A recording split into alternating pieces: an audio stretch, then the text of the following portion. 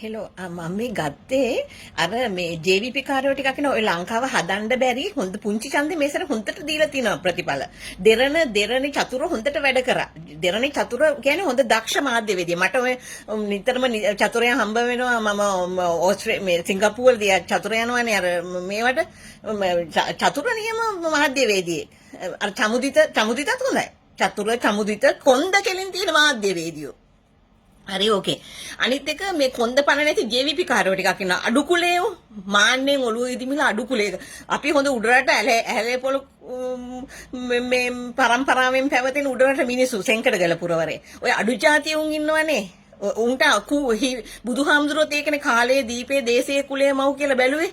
ඒකයි. දැන් ඔතන ලංකාවේ දේශපාලනයේ හොඳම හිටපු සිරිමා බණ්ඩාරනායක රත්තත්තේ බලංගොඩ හරි බලංගොඩ රත්තත්තේ බැන්ද මිනිහා බණ්ඩාරනායක පජාතේක් උනට අපිට කරන්න දෙන්නේ ඒකනේ කටේ වෙඩි කාලා මැරෙන්න උනේ අනිත් එක මේ කන්නලුව ගස් රටේ කරකි හිටි එක දේශපාලනයට ආවේ මොකටද විජේ කුමාරතුංගයා ඒක අර මාල්නි ෆොන්සේකත් එක්ක බැඳගෙන ගියාන ඉවරයි වැඩේ හරි ඒ කියන්නේ දැන් කැන්සර් එකක් හැදිලා අන්තිම ස්ටේජ් එකේ ඉන්නේ චන්ද්‍රිකා වලත්ත ගෑණි මේ කනේ තියාගෙන හිටියේ අර කවුද නළුව මේක බැඳලා නැහැ නේ අර නුවර පැත්තේ එක මොකද්ද ස්කින් සුඩ් එකේ ඕල් බෝයි මේ මට මතක නැහැ මේ ඒක මාධ්‍යවේදියෝ කීයා මැරුවද මේ ඔකුන්ගේ හොර හුට පට කියන්න ගිහිල්ලා ඕ ලව්සි චාරේ හරි නැති ගෑනු පජාත ගෑනු පටාචාරාවල් වගේ පටාචාරා හොඳයි මහත් කාලකන්ණි 70 උකුන් තම රට කෑවින්නන් 14 වයසක පුතාලා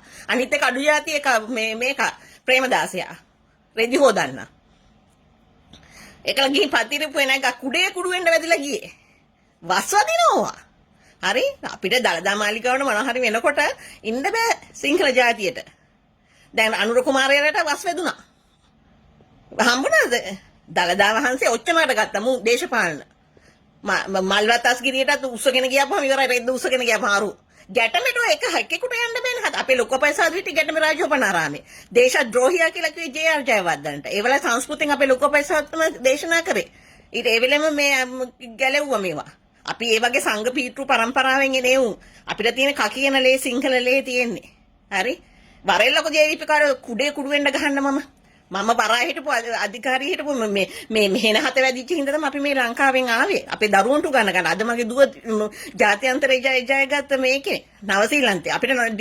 අපිට ඩුවල් සිටිසන් තියෙනවා. අපි මේ ලංකාවට එන්න යන්නේ අපි. ලංකාව හරියට හදාගෙන.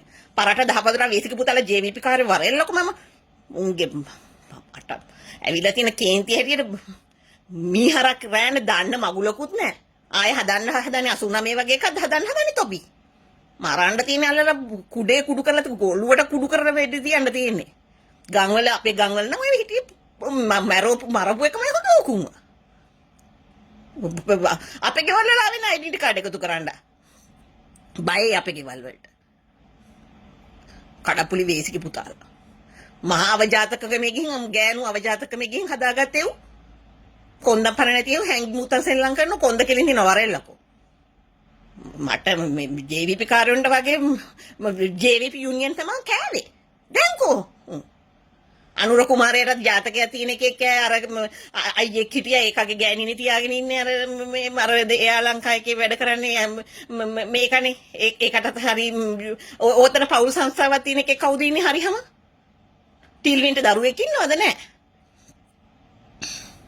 අර හරියට කතා කරන එක තමයි ලාල්කාන්ත. ඒක නම් හරියට මේ දරුවෙක් මල්ලෙක් ඉන්නවා. ඒ කෙල්ල රට ඉගෙන ගන්න ලාල්කාන්ත. ඒක විතරයි හරි හැමං එකේ. දරු පවුලක් තියෙන බුදුහාමුදුරුවෝත් ලස්සනට ජීවිතයක් ගත කරානේ. අවුරුදු 29 වෙනකන් ගිහිගේ ඉඳලා රාහුල කුමාරයා ඉඳලා එම මේ මොනද අතපාත නැති ආගමක් ධර්මයක් නැති යෝ.